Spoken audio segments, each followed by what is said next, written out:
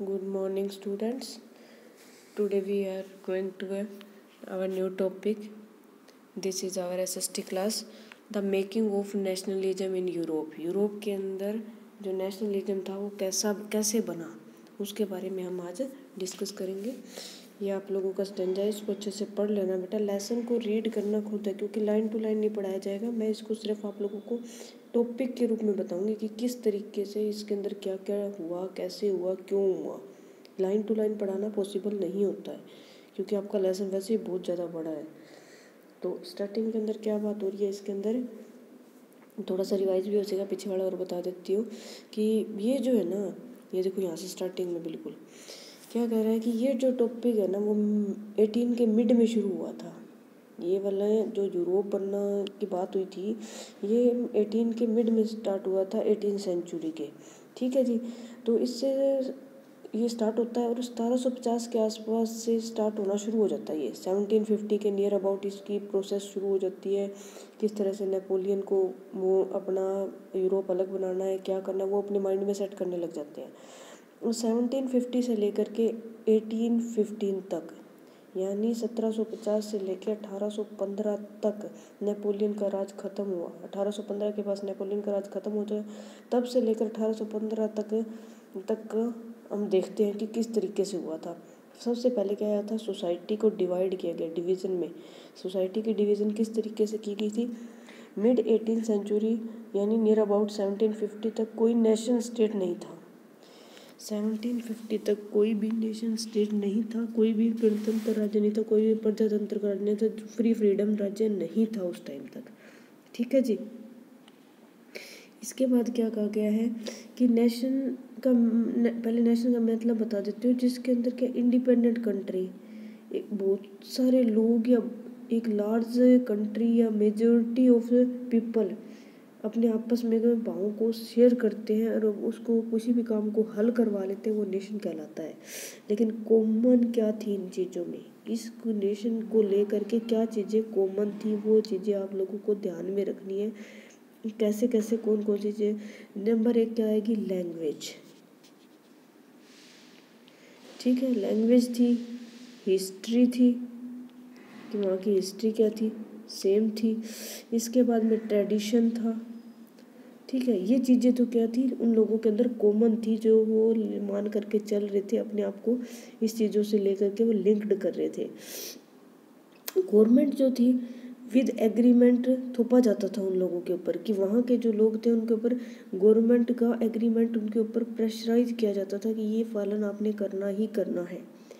ठीक है, जो ऐसा नहीं होना चाहिए। नेक्स्ट में आता है कि एक यहाँ पर ये देखिए, हैब्सबर्ग एम्पायर नाम का एक राजा था, जो क्या था, रेफरी था, और वो क्या था, एम्परर था, राजा था। तो क्या था, वो क्या करता था, ऑस्ट्रेलिया के वर्ग में रहता था वो। ये आगे दे रखा है ना, ये देखो, ऑस्ट्रेलियन के हैंगरी, ऑस्ट्रेलिया के ऑस्ट्रिया हैंगरी में रहता था। और उसका क्या, वो 3 लैंग्वेज चाहता था, फ्रेंच, इटालियन और जर्मन। उसकी ये मोटो थी कि उसके पास 3 लैंग्वेज होनी चाहिए, फ्रेंच, इटालियन एंड तीसरी क्या है, जर्मन। ये तीनों लैंग्वेज वो खुद चाहता था कि ऐसा होना चाहिए, तीनों लैंग्वेज का ही राज होना चाहिए। इसके बाद में क्या है, नेशन स्टेट का आइडिया यहाँ से पनपना शुरू हो जाता है कि नेशन स्टेट का आइडिया, कि एक अलग स्टेट होना चाहिए, अलग हमारी पहचान होनी चाहिए, अलग होना चाहिए, सब कुछ डिफरेंट होना चाहिए। इसके बाद में क्या हुआ, यूरोप स्टार्टिंग में 2 पार्ट्स में ही डिवाइड था। ठीक है, केवल उसके 2 पार्ट ही होते थे, एक एरिस्टोक्रेसी जो आपके सामने ही पड़ा है, ये रहा एरिस्टोक्रेसी, और दूसरा था इसका नेशनलिज्म, लिबरल नेशनलिज्म। लेकिन बाद में क्या हो गया, 3 पार्ट्स में डिवाइड हो गया। तो फर्स्ट में क्या है, एरिस्टोक्रेसी के अंदर क्या होता था, लैंड ओविंग क्लास, यानी कि लोगों की जो हाई सोसाइटी के लोग थे, सारी की सारी लैंड उन्हीं की होती थी।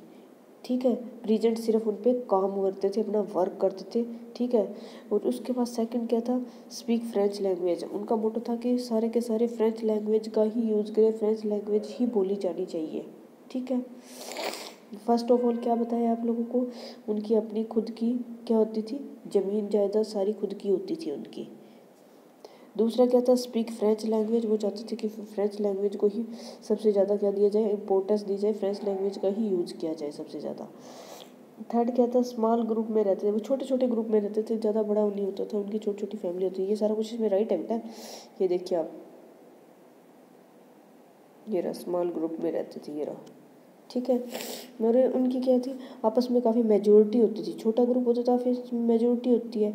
और इसके बाद क्या था, majority of population was made up of A pageantry. Pageantry के अंदर क्या होता था, बहुत सारे किसान ही हो सकते हैं उसमें तो, क्योंकि गरीब लोग ही ज़्यादा होंगे, अमीर तो कम ही होंगे, तो क्या होती थी उनकी पॉपुलेशन कुछ ज़्यादा होती थी। अच्छा, फैमिली कनेक्टेड बाय मैरिज, इनका क्या मकसद होता था कि इनका जो है ना कनेक्टेड बाय मैरिज, ये रहा family connected by marriage, marriage से कनेक्टेड होती थी इनकी फैमिली ना। लास्ट पॉइंट क्या था इनका, United in common way of life, ये क्या बनाना चाहते थे, एक कॉमन वे ऑफ लाइफ, क्योंकि अमीर लोग होंगे, सबकी थिंकिंग सेम होएगी, सबके हर एक चीज़ सेम होएगी, तो वो क्या चाहते थे कि कॉमन लाइफ बनाना चाहते थे, सब कुछ अपने आपस में कॉमन रखना चाहते थे, ये ठीक है जी। इसके बाद में क्या था, पेजेंट्री आ जाती है ना, पेजेंट्री क्या करती है, वहाँ पे उनकी मेजोरिटी ज़्यादा हो जाती है। आगे मैंने पीछे मैंने आपको दिखाया है कि मेजोरिटी उनकी ज़्यादा हो जाती है, क्योंकि उनकी पॉपुलेशन कुछ इससे लग मेरा निशान, ये रहा majority of A population of the pageantry, ठीक है। उनकी पॉपुलेशन क्या होती थी, ज़्यादा होती थी।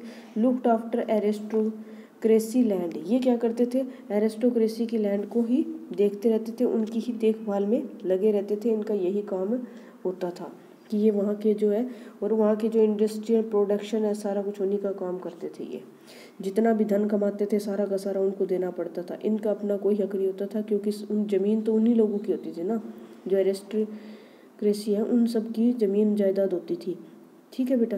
18th सेंचुरी के हाफ तक ये सारा कुछ चलता रहा है, but in France and part of a German state it occurred only during the 19th century. 19th century के दौरान क्या हुआ, फ्रेंच और जर्मन लैंग्वेज का, जर्मन स्टेट का क्या हो गया, बोलबाला होने लग गया।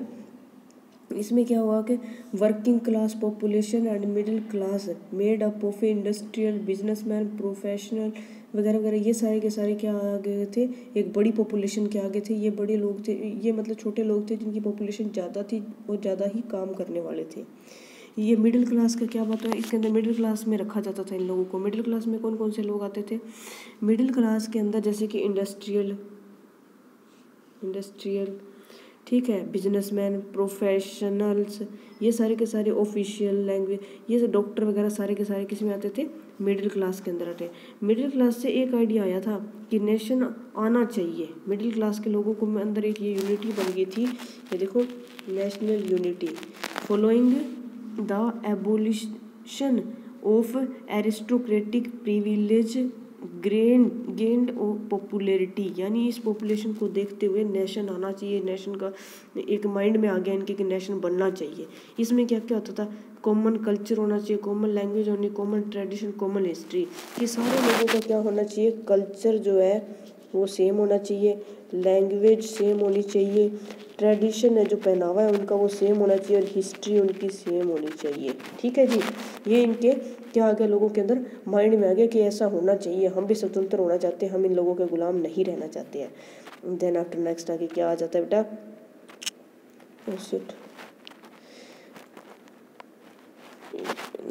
हाँ आगे नेक्स्ट टॉपिक क्या बन जाता है, liberal nationalism stand for. Liberal जो नेशनलिज्म स्टैंड फॉर का क्या मतलब है यहाँ पे, कि लोगों के अंदर क्या है, फ्रीडम ऑफ इंडिविजुअलिटी चाहते थे वो लोग, भाई फ्रीडम चाहते थे, अपना अलग होना चाहते थे, तो इसका मतलब ये इसका टॉपिक के अंदर आ जाता है। और इक्वलिटी बिफोर लॉ, लॉ से पहले वो क्या चाहते थे, इक्वल होना चाहते थे, अपनी इक्वलिटी शो कर देना चाहते थे। इसके बाद में क्या है कि government with people agreement, government का जो भी एग्रीमेंट है वो लोगों के साथ होना चाहिए। End of autocracy rule and clerical privilege, यानी कि ये सारा का सारा जो ऑटोक्रेसी रूल और प्रिविलेज है वो सारा का सारा कॉमन होना चाहिए, इक्वल होना चाहिए। कॉन्स्टिट्यूशन एंड रिप्रेजेंटेटिव गवर्नमेंट, यानी कि लोगों का अपना एक कानून होना चाहिए, और उसको रिप्रेजेंट करने के लिए क्या होना चाहिए, गवर्नमेंट जो है उसको रिप्रेजेंट करे, इस तरीके का उनका कहना था, ये सारी चीज़ें इसके अंदर आती है। इसके 2 idea of education middle class है। इसके अंदर क्या आते हैं, 2 आइडिया आ जाते हैं मिडिल क्लास के लोगों के अंदर कि एक नेशन यूनिटी होनी चाहिए, लिबरल नेशनलिज्म होना चाहिए। फिर ये 2 चीज़ें तो मेन आ रही है कि एक तो नेशन होना चाहिए, नेशन यूनिटी होनी चाहिए, ठीक है जी। दूसरा आ रहा है लिबरल नेशनलिज्म होना ही होना चाहिए, ये होना चाहिए। नेक्स्ट इसमें 2 वो प्रॉब्लम आ जाती है लास्ट में जाते हैं कि only man above 21 was allowed to vote.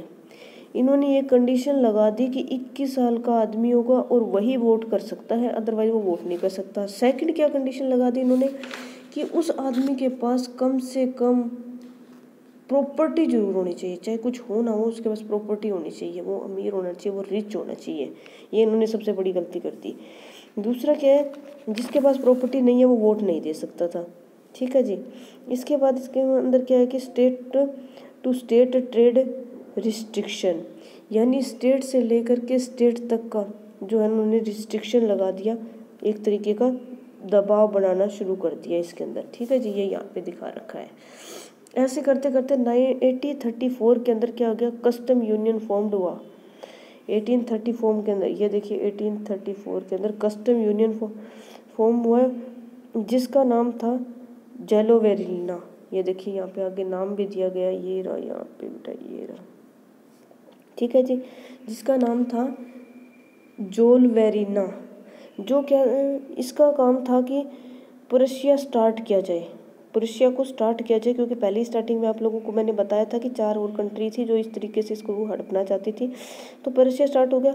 Many other German state joined later, कुछ टाइम के बाद क्या हो गया, बहुत से जो जर्मन के स्टेट थे वो सारे के सारे कंबाइन हो गए, इकट्ठे हो गए, ज्वाइन हो गए, ठीक है जी। रिजल्ट क्या निकलता है इनका कि abolish trade barriers, tax duties सब खत्म कर दी जाए। अबोलिश ट्रेड बैरियर का मतलब सारी के सारी बैरियर्स को ख़त्म कर दिया जाए, कट कर दिया जाए, सबको ख़त्म कर दिया जाए। और जहाँ पे 30 करेंसी थी उनको कम करके 2 करेंसी में बदल दिया गया। इन्होंने क्या किया, जहाँ 30 करेंसीज यूज़ होती थी वहाँ की करेंसी को ख़त्म कर दिया। करेंसी को ख़त्म करके इन्होंने क्या कर दिया, सिर्फ और सिर्फ ओनली 2 करेंसी में कन्वर्ट कर दिया कि 2 ही करेंसी होनी चाहिए। ये देखिए बेटा यहाँ लिखी हुई है ये लाइन। फिर आप कहोगे मैडम पता नहीं कहाँ से पढ़ा देते हो, पढ़ा इन्हीं में से रही हूँ, बस time line to line read नहीं करवा पा रही हूँ। 18 to 15 Britain, Russia, Prussia and Austria, ये 4 देश थे। इसको बैटल ऑफ वाटरलू बोलते थे। इन चारों देशों को क्या बोला जाता था, battle of Waterloo, battle of Waterloo इनको बोला जाता था, क्योंकि ये चारों के चारों देश क्या करते थे, इकट्ठे ही रहते थे, इकट्ठे ही अपना सारा कुछ हैंडल करना चाहते थे। लेकिन इसमें क्या आगे क्या आ जाता है, इस तरीके से इकट्ठे रह कर के ये अपने आप में लोगों को मतलब अपनी तरफ खींचने की कोशिश करते थे। जितने ज़्यादा हमारे साथ अटैच होंगे उतना जल्दी हमारे को नेशनलिज्म बनेगी। नेक्स्ट हमारा नया टॉपिक आ जाता है अभी, कंजर्वेटिज्म आफ्टर 15, ठीक है। 1850 के बाद में जो भी ट्रेडिशनल सिविल कोड वगैरह सब कुछ वापस लेकर आओ। इनका कहना था यूरोपियन लोगों का कि कंजर्वेशन का मतलब है जितना भी हमने पहले छोड़ रखा है ना वो सारा का सारा वापस लेके आओ। ये देखिए यहाँ पे लिखा गया है, ठीक है जी। तो इसका मतलब क्या था, प्रेजर क्या था इसमें, मोनरेची था जो कि इसी का यहाँ का वो था, राजा था, जिसे ये देखिए यहाँ पे गिवन है हमारे को। ये मत सोचिए कि मैडम पता नहीं कहाँ से करवा दिए, चर्च वगैरह, ये रहा जी, चर्च, सोशल हेरिटेज, ऑटोक्रेटी, ये सारे के सारे इसके अंदर क्या थे, इन्वॉल्व थे। नो क्रिटिसिज्म एंड डिसएग्रीमेंट, वो कहते थे ना तो हम किसी का क्रिटिसाइज करेंगे किसी को, ना ही हमारे पास किसी तरह का कोई डिसएग्रीमेंट होएगा, हम कुछ नहीं चाहते इनसे रिलेटेड। फिर क्या कहते हैं, सेनरोशिप में क्या हुआ कि 3rd पॉइंट आ जाता है सेनरोशिप का। सेनरोशिप के अंदर क्या हुआ कि जो ट्रीटी ऑफ वीना 1815 में शुरू हो गया। 1815 के आते आते ये देखो यहाँ पे 1815 में यूरोप का क्या शुरू हो गया, ब्रिटेन, रशिया, प्रुशिया और ऑस्ट्रेलिया टू डिफीट नेपोलियन को डिफीट करना, collective defeat Napoleon, met at Vienna to draw a settlement for Europe, ताकि यूरोप को सेटलमेंट किया जा सके यहाँ पे। ठीक है, पहले 2 पॉइंट आते हैं फ्रांस से रिलेटेड। कौन कौन से हैं कि ब्रूनो है वो डिनेस्टी वाज रिस्टोर्टेड इन फ्रांस, यानी कि जो बोर्न है वो क्या करेगा, डायनेस्टी करेगा किसकी, रिस्टोर इन फ्रांस को दोबारा से रिस्टोर किया जाए, दोबारा से उसको खड़ा किया जाए। State were set up on the boundaries of France to prevent French expansion in future, ताकि इन फ्यूचर के अंदर क्या किया जा सके, उसकी बाउंड्री है जो वो फ्रांस की पूरी तरह से एक्सपेंशन की जाए, उनको स्टार्ट की जाए। फिर Prussia got some important territories on its, यानी कि प्रुशिया की गवर्नमेंट का क्या किया गया, देखिए आगे दिखा रखा है इसमें, प्रुशिया की गवर्नमेंट ने इसके अंदर से क्या कर दिया, इन लोगों को अच्छे से वो क्या कर लिया, सेंट्रल ओवर नॉर्थ इटली कर दिया इनको, यानी ऑस्ट्रेलिया गवर्नमेंट कंट्रोल कर लिया इन सबको, और रशिया गवर्नमेंट प्लान करने लगी। पहले क्या आया हुआ है, रशिया गवर्नमेंट के बारे में, फिर ऑस्ट्रिया गवर्नमेंट के बारे में, फिर रशिया गवर्नमेंट के बारे में। 6th पॉइंट आता है कि कन्फेडरेशन ऑफ 39 स्टेट, यानी कि 39 स्टेट्स थे इसके अंदर से, 39 स्टेट्स यहाँ पर थे, और जिसमें से क्या कर लिया गया 1815 तक इनको एक साइन करके नेपोलियन को छोड़ करके एक नया राज्य स्थापित किया जाने लगा। लास्ट एंड फाइनल पॉइंट होएगा आपका रेवोल्यूशनरी क्या है। बेटा वीडियो बहुत ज़्यादा बड़ी हो जाती है, सारा क्लियर नहीं हो पाता इसके अंदर। तो इसके अंदर पहला तो क्या होएगा, सीक्रेट सोसाइटी होएगी, उनका एम क्या था, स्प्रेड आइडिया ऑफ नेशनलिज्म। वो चाहते थे कि सीक्रेट सोसाइटी क्या चाहती थी, ये यहाँ पे जिक्र किया गया उसका सीक्रेट सोसाइटी का, वो क्या चाहती थी, स्प्रेड आइडिया ऑफ नेशनलिज्म। वो किसका आइडिया चाहती थी, स्प्रेड आइडिया ऑफ नेशनलिज्म चाहती थी, ताकि उनको किया जा सके, इसके बारे में ये रहा यहाँ पे। फिर क्या आ रहा है, ओपोर्ड मोन्ट्रेची के बारे में दिखाया गया, monarchical form that had been established after the Vienna Congress को लेकर के, wanted freedom and autocratic rule. उन्होंने क्या किया, फ्रीडम चाहने लगी, वांटेड फ्रीडम यानी आज़ादी चाहने लग गए, और क्या ऑटोक्रेटिक रूल के अकॉर्डिंग। नेशनल स्टेट्स में क्या कॉमन होना चाहिए कि कल्चर होना चाहिए, लैंग्वेज होना चाहिए, ट्रेडिशन होनी चाहिए, हिस्ट्री होनी चाहिए, ये सारा कुछ चाहते थे। जो मेन था वो था ये वाला, जो मेन था वो था गोस्पी मेजिनी बोर्न, जो कि 1807 के अंदर वहाँ पर आया, और उसने बनाना क्या शुरू कर दिया, सीक्रेट सोसाइटी को, कैरोबियनरी की। मेंबर ऑफ सीक्रेट सोसाइटी कैरोबियनरी बना दिया उसने, और फॉर्म्ड 2 सीक्रेट सोसाइटी बना ली, एक तो यंग इटालियन की होनी चाहिए, दूसरी यंग यूरोपियन की होनी चाहिए। 2 सोसाइटी बना दी, एक यंग यूरोपियन की, ये देखिए यंग यूरोपियन की, और दूसरी जो थी वो यंग इटालियन की बना दी उसने। ठीक है जी, 2 बना दी इसने। Believed in unificational of Italian Italy को अलग कंट्री बनाना चाहता था, इसका राज है। ठीक है, इसका राज यही था कि वो अलग कंट्री बनाना चाहता था। बेटा इतना हो गया है, इसको अच्छे से रीड करना, कोशिश करना कि आप आगे का लेसन खुद रीड कर सको, क्योंकि पूरा नहीं हो पा रहा है। इस वजह से मैं चाहती हूँ कि मेरे स्टूडेंट खुद रीड करें, क्योंकि आप 10th क्लास के स्टूडेंट हो तो इसमें मुश्किल तो कुछ है नहीं, और आगे हम इसके बारे में इसके रिलेटेड क्या करेंगे, क्वेश्चन आंसर और वो करने की कोशिश करेंगे।